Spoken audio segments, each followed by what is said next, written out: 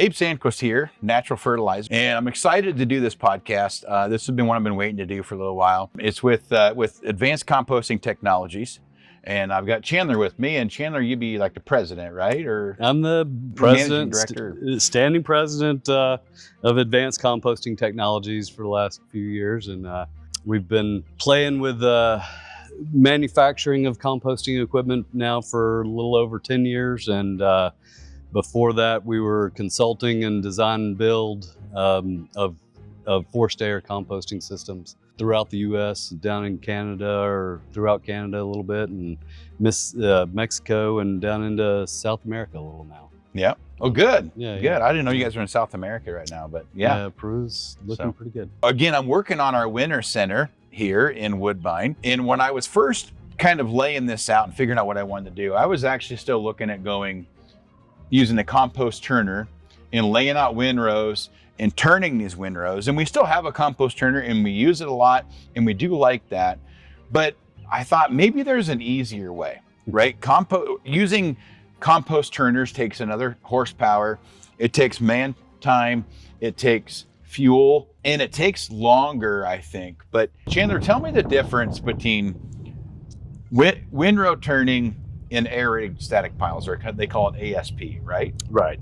So with aerated static pile systems, you just you take out a lot of the labor of getting the machine to force the air in for you. You're creating the air. We're using these channels to put the piping in so that the air comes up and spreads little chimneys throughout the pile constantly, 24/7, versus whenever you have time to come in and turn it in with a windrow turner. There's benefits to both. The benefits of windrow turning, it's also a mechanical chopping. And there's a real benefit to grinding and chopping as you compost.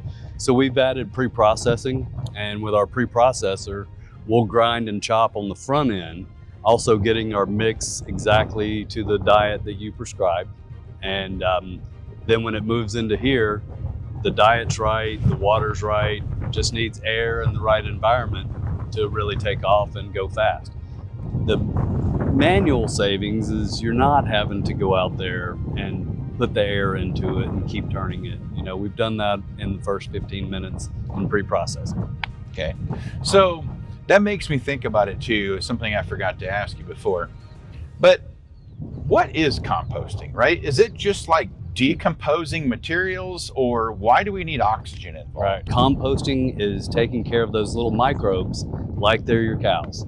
You give them the right diet, you give them the right amount of air, the right amount of water, so that they really recreate and their populace increases at a fast rate, creating temperatures, and those temperatures have added benefits of killing bad bacteria. So essentially it is decomposition of organic material with oxygen. So you have to have the right oxygen levels, the right moisture levels, and the right carbon to nitrogen ratios to make this work. That's right. And that's right. About it?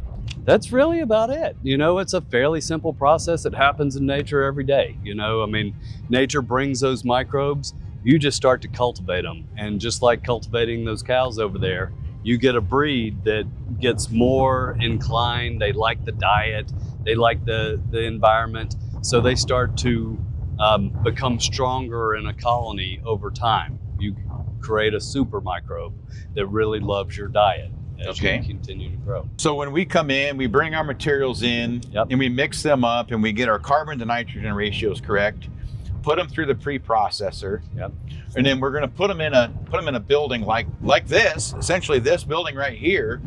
And tell me what's going to happen right here. We're going to put concrete down, and we're going to have these air tubes facing up to blow oxygen in. That's right. So we've got big compressors outside of the building coming into a manifold, and we're spreading that air out evenly.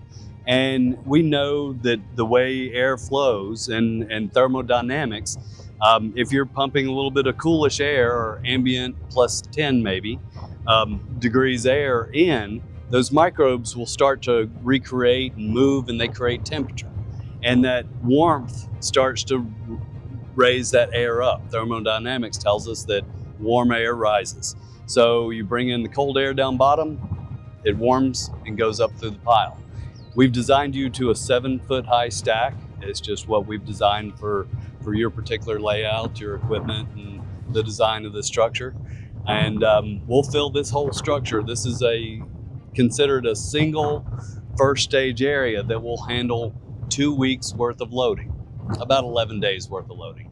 And then for a weekend, you'll empty it, you'll clean it, you'll check your pipes and get it reloaded for the next run. Every 2 weeks, you're cycling another bay. So by the time you're done with the third bay, this one's 2 weeks old, you've had the temperatures, and you're ready to move it out into second staging and curing. In second staging is where we're gonna do the screening, and we'll build our storage windrows out on the other side and get it ready to go to the clients. Okay, so when we're running a mechanical compost turner, Yep. right, we're trying to get the oxygen in there, we're trying to manage those things. We sometimes maybe can dry the material out more because we're always turning it, so we might dry it out more. But what about the quality of the product? Is there a difference, do you think, between aerated static piles and windrow turning? You think there's a better or worse quality, or are they pretty much the same? The big difference to me is what happens on the front end. It's that pre-processing where you get that diet exactly right. However you're getting the air into it after that, with windrow turners or with forced air, it's just that you have to get air into it. The nice thing with forced air is you've got constant airflow 24/7. If your tractor breaks down, you don't get to go turn it, and that's starting to go less air, your microbes are starting to getting a little sleepy. So until you have time to go turn it again to get that air reincorporated. So it is a little bit better in that you can have a constant flow to your colony of microbes every time. You know exactly what you're getting. It's a control of the environment. So it's maybe ASP would be more of a logistics, like a performance enhancement. So we can probably cut our time in a lot lower using ASP versus. Absolutely. Again, you're in exact controlled environment. You do get the 2 weeks of rainy days that you can't get out there and turn, and it starts to go dormant on you, and you have to recreate that to get that first stage kicking back up. You don't have that in here. You've got a controlled roofed environment that allows you to just keep producing product. And so another thing here too, one of the reasons I'm looking at this myself is, but we've got a large lagoon out here, or a runoff storage basin, and that storage basin is supposed to handle all the runoff that comes off of our facilities. Anything that's contact water that's touched maybe the raw ingredients or the finished products or something before or after, and we're supposed to contain that water. And because we're trying to do the right thing for the environment, right? We don't want these materials to hit the creek and cause water quality violations. So we have to contain that. Now, another nice thing I like about the buildings is these are a fairly decent sized building, and we can do all of this pre-work inside the building. So we're shedding all the water off. We don't have to worry about leachate coming right out of the hot piles. That's an added benefit to me. I can control when it rains if I want it to rain. So there are some advantages in Iowa to having a building over your compost piles. We do have windrow turning, and I'm not going to say that it's bad because we still do a lot of that right now. But I hate it when I'm like, oh man, we can't do it today because it rained. Or it rained and now we need to turn it quick because the piles are too wet so we can dry them out. Then we turn them too much and then it's too dry. Now we got to add water. So it's a constant management. This here, I'm hoping that we're going to reduce our management, reduce our labor. And then your footprint is so much smaller because you don't have rows, because you can fill this building side to side and front to back as full as you can get it in here 7 feet high. Yep. Where with your windrows, you still have to get a tractor through it so that you can turn it and have that air come up and get that thermodynamics working in that windrow. Also has a pyramidal shape. That's what a windrow is. In here, you've got little chimneys every 15.5 inches. And those little chimneys allow for airflow to be constant throughout the pile in a big rectangle. So a lot more concentrated material, a lot less space. In our other compost facilities, usually the smell's not, maybe the smell's there right away when we're turning and we're mixing and we're doing our things. And after a little while, whenever we turn it, it might have a little odor. Sure. What's the difference between windrow turning and ASP on maybe odor mitigation? So it's mainly that, again, with the windrow on the in-between turns, you have some ammonia concentration, right? Ammonia smells. People go, ooh, that has a smell to it. With forced air, you're constantly driving the ammonia. So it's always degassing at a constant rate. So there's never a buildup to where there's a big plume of it. So in the first stage, you don't have that odor. If anything, you'll get temperatures 15, 20 degrees higher than a windrow situation just because of the constant flow. And it'll smell more like a roasted grain when you're out here. That one day when they were turning your piles and we were out there and it was really good and hot, you could smell that roasted grain smell. Yep. And we talked about that. Yep. That's a good smell. But right when he starts to turn it, that little plume of ammonia is like, whoa, that's got a little And a lot of times that's trapped, right? That's trapped until you move it. That pile is there and it's decomposing without oxygen. So maybe there's there's oxygen. It's just slower. Slower, and on the bottom there might be a little less oxygen. Sure. So we'd have a little bit of hydrogen sulfide smell, like the sulfur type smells. Yep. And then we'd have a little bit of ammonia and maybe even some sort of methane, right? If it gets too much of it squeezed out. When we got a constant flow of air, it's going to constantly just keep that process working, and the microbes shouldn't generate as much methane, or maybe it's going to be more of a CO2 burst than it is going to be ammonia burst. That's right. Yep. That's right. So that's another thing too. I feel like we should have a pretty good handle on how the smells would be. And you've been around these before. So the biggest smell, if we're talking smells, is when it's the products coming in, the raw products coming in. You've got to store it for a minute just because you've got to get it mixed up in the right quantities so that you've got the healthy diet. And carbon is your sequester of gases, right? So it's the gases that stink. So we're going to have a lot of carbon to where whenever we're putting it into the mixing station, that preprocessor will have the carbon to grab those gases, and we'll design that by the product that you're designing for that particular feedstock. And I love that you've got a lot of feedstocks coming through here, and our diets are going to change to be healthy, a little bit designed on what your intake is. But all of it at the end of the day is towards that final natural fertilizer that you want to be selling for the corn crop versus the hay crop versus the other things that your clients need. So what's you guys have Advanced Composting Technologies does a lot with agriculture, right? So they do a lot with like mortality, composting and stuff like that. But there's all kinds of materials. Oh right? my gosh. If you start looking around, just today I had another phone call from a guy saying, I heard you're going to do this, right? And they've got they're like, what about this waste? I'm like, yeah. So we were also at a practical farmers thing today, and Derek, one of our team members, was giving a presentation there talking about how nutrients cycle, right? And we've broke the system as humans, right? In this type, we have to do stuff like this to bring it back, right? Because we don't have, especially when I was a kid and we were all kids, Mom would peel the potatoes and we'd toss it out, right? Nobody has that anymore, right? There's all kinds of waste streams from pre-processed stuff that we want to come here, and we're building infrastructure to manage that.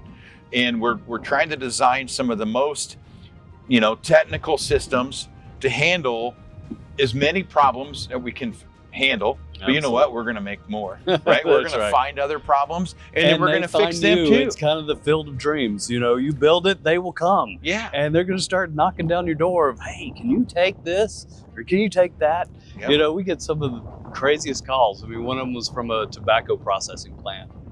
We have a lot of waste that comes out of the AC systems, you know, a lot of dust that builds up, and there's a lot of organic waste right there. And they make beautiful compost. It's all food beautiful for microbes.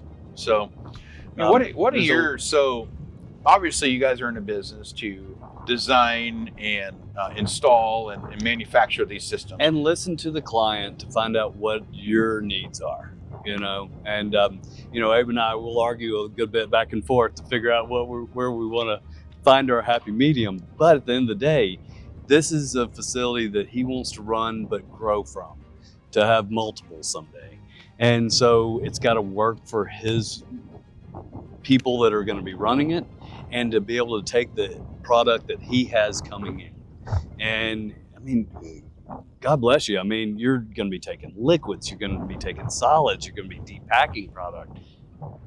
You've got a facility that is very rare. Yeah, it's going to be a beautiful thing. Yeah, So you're in the business of composting. Obviously, you guys' mission is to go out and help install systems that are doing this, right? Helping do the right thing for organic materials. Absolutely. Okay, so when you and I first talked, I'm talking about fertilizer. Right. Most people are talking about compost, right? And they're not really the same thing, but they can be. That's right. Right? So, you know, in this one way to condition these leftover nutrients to reuse them again. And with all the different things happening overseas and everywhere else, there's a constant like, are we going to have fertilizer to grow the next crop? And how is this working? I mean, if you could have a crystal ball and you could look out in the next 20 years, would you think that more stuff like this is going to happen versus the other way? Absolutely. I mean, what is it? One of my old professors used his big thing was, waste is only waste if it's resources that don't get allocated in a proper way. Because everything has a home. Yep. And you're just making a home for resources that don't know where to go yet. And that's what we need. And the issue is, I think all of us here would know that these waste streams need to go to those crop fields that you can see in the background behind the vehicles, Absolutely, right? And how do we get them there? How do we manage it when the crop is in the field and we've got, you know, storage facilities at manufacturing plants that are getting full and they don't know where they're going to put it at? Somebody has to invest in infrastructure. Absolutely. And the infrastructure has to be able to, you need to be able to come in here every single day of the year, whether it's snow or rain or anything, be able to come in and process that. And everyone I think knows that's what needs to happen, but this is also a risk, right? You've got to try it. Somebody has to do it. Then you have to pay for the infrastructure. But you know, we feel strongly about our mission of recycling organic materials, and we feel like down the road, there's not going to be any other way to do it. Absolutely. Right. We're going to have to, if I want, you know, my great grandkids to eat and to live on this planet and have healthy foods to eat, we have to do something that's different. Right. Absolutely. And I'm not picking on the systems that we have now, but I'm saying is the systems that we have now may not be as sustainable as they need to be, because we're not putting the whole system together that Mother Nature designed of organic matter being reutilized and then put back in the soil. And so this is the system we're designing to do that. Obviously, I've explained this to you before, that what I'm looking at doing with these winter centers, and again, we call these winter centers for waste and the nutrient recovery, but it's also because everybody's going to win, right? There you go. I'm hoping that the environment wins because we're going to do the responsible thing with these materials. I hope that the economy wins because we're going to stimulate a lot of just cash flow, right? Truckers being paid and equipment and everything else that's happening here. And the farmers are going to get better soil, and the generators are going to have a sustainable option, right? So everybody's going to win from this. But Absolutely. thinking about this model, have you thought about it this deeply before you and I've met, or is anybody else looking at it this in depth? To where it's actually going to make, in your time frame and doing business, it'll make a difference in the amount of chemical fertilizers going on the ground versus natural fertilizers going on the ground. I think it's, as composters, it's our dream, but how we got there, we didn't have a clue, you know? So we love your expanded dream of really going and creating this time and time again to where you can truly generate enough that it becomes a very known product. As soon as it's known, I mean, the health of the soil is so much better with porosity and with the amount of air that will be incorporated because of the microbes doing the work in the soil that chemical fertilizers just can't do. They don't. It's not what their design is. The overall health needs to be known in a larger scale. So one of the complications to a compost facility is freight, right? Absolutely. So you've got freight coming from the generator, you've got freight going back out to the producer when it's done. Yep. We've talked about a model of, we don't want to generate 160 acre, very large, 250,000 ton facility. We're talking about generating multiple facilities that maybe will do like 50 to 70,000 ton. Yeah. And scatter them out like every 100 miles. I mean, just like as an example of kind of a business model. And whether we build them or whether they just like pop up. I mean, what are your thoughts about that? I mean, it's got to help keep the costs and make this thing, because if the costs get too high, Right. for either side, it's Yep. not going to be sustainable, right? Exactly. And with our systems, we've always tried to scale, and we've been scaling for the hog farms, chicken farms, turkey farms of the US. And they're a different level of volume. The volume that you're going to be at is just that next level, and to be able to scale that, which is still modulation. Once you modulate something, it's easier to run with it. You know, the second one we build is a lot easier than the first. The third one becomes a no-brainer. We know exactly what grade we want and how we want the ponds to be, you know, the retention ponds. Everything will just be a known source. So it's always that original starting point of how do you start it? Then you've got product. And you know the product's going to move in the spring and the fall. That's when you move product.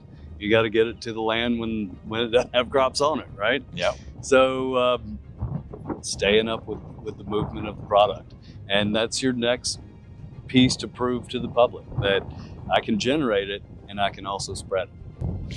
The one thing I've often wondered too, people have kind of asked me, is this scalable, right? Can we take this and can we really make an impact? So one day here, a week or two ago, I was doing some research because I want to be able to have answers to that. So I'm finding information about all the different waste streams that are generated, whether that is from municipalities, food processing, livestock, all different kinds of organic matter, wasted resources that are out here. And if you take all of those in the United States, and I divided it out where if I composted them, all of those waste, I took half of those waste, Yeah. composted them, and applied it at a 2-ton rate to everybody's field, we would fertilize more acres than what we have in crop production in the United States. Nice. Based off of those numbers. But we're talking, it's not going to be completely sustainable because you're talking about, you know, waste all the way from coast to coast. And some places are not going to be utilized, and some places they will. But if you really think about it, there's livestock being transferred here and there, nutrients get moved around. If that system, if we think about that system a lot more, and we get very intentional, as you know, in our policies about how we're going to handle these things, we can do a lot better job of fertilizing our crops and being more sustainable. So it just starts with infrastructure. It starts with knowledge, and I think that we're probably just getting started. Right? There's a lot more things that we're going to learn, and there's a lot of stuff we're going to learn together. And I'm actually so glad that we connected, because I am excited about what we're doing here. And I know we're all building as we go. Thrilled to see the next point. Yeah. You know, I'm ready to see the trucks rolling out, heading to the fields. Yeah. Yeah. Yep. It's going to be exciting. So, and we've had some outstanding contractors, and we're still in the middle of this yet, but we're getting a lot of stuff done. We're getting our earthwork done. We're getting our concrete poured next week. So, hoping to see you guys again at our July 31st grand opening. Our shindig, right? We got to have some bloopers in here. That's right. Yeah. So, yeah, we're hoping to see everybody out here for July 31st. We're going to have in this building, actually, we're going to hopefully have all the concrete in here. And we're hoping to have a band in here and food and maybe some little education for everybody. Compost going. Yeah, well, I don't know if we'll have any compost in here yet. Maybe we'll try. We might have to get a little bit But going. we're so excited to kind of have that and get that first little opening of what's happening here. And I think I've had a lot of people ask me about, when is that again? So it's July 31st, 2026, coming up here in 2 months. So we want you guys to be here. And thanks for listening to us again. And Chandler, you know, thanks for coming up from Omaha when you're staying in Omaha to come up and meet with me today. But also, you know, thanks for coming from North Carolina to work with our project. So it's been our pleasure, and like I said, I'm excited to see our next steps and as we grow. So sounds good. Thank you. I appreciate it. Thank you. Yep.